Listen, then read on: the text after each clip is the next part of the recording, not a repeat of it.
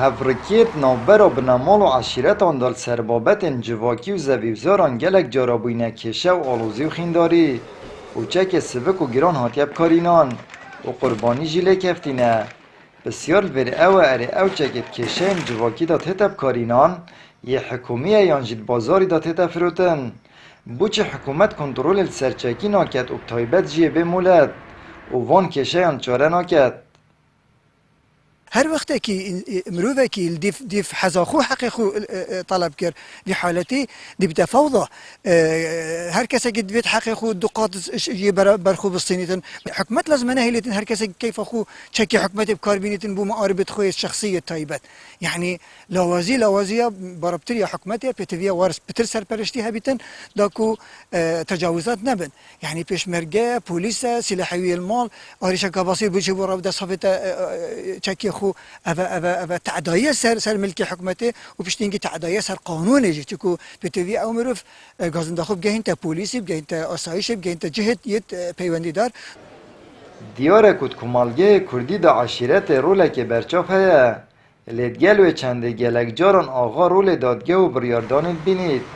ولشینا کشپ رنگه که سخلنده نچاره سد کرن زیدتر آلوزد بن کشت خلکی سرزویزاران کال سرچلشتیا چاره سر کردن دادگه چاره سر کردن نه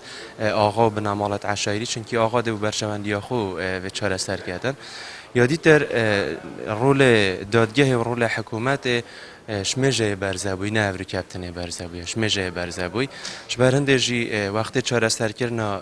کشا بکویت دستت آقا که دا آقا دو که خود چاره سر کردن چه بیتن هر آقا دو کلمت خواندن جی نزانیتر مشکل ما همی اف هبون عشایره پارزرک جی دیارد کد که خلکی باوریب دادگه ها نمایه لو ما جی پناید بنه بر بکارینانا چکی او چک جی بساناهی دست کوید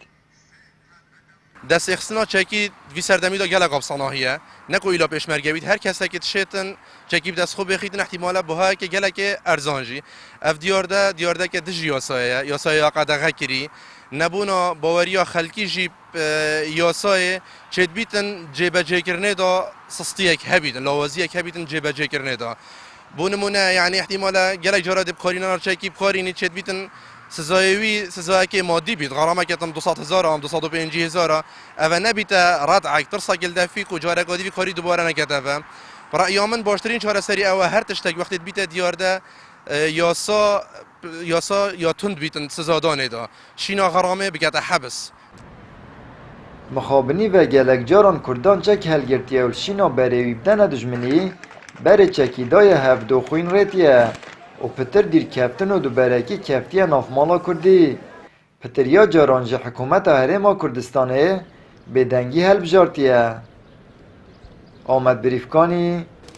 کانال آسمانی پیام دهوک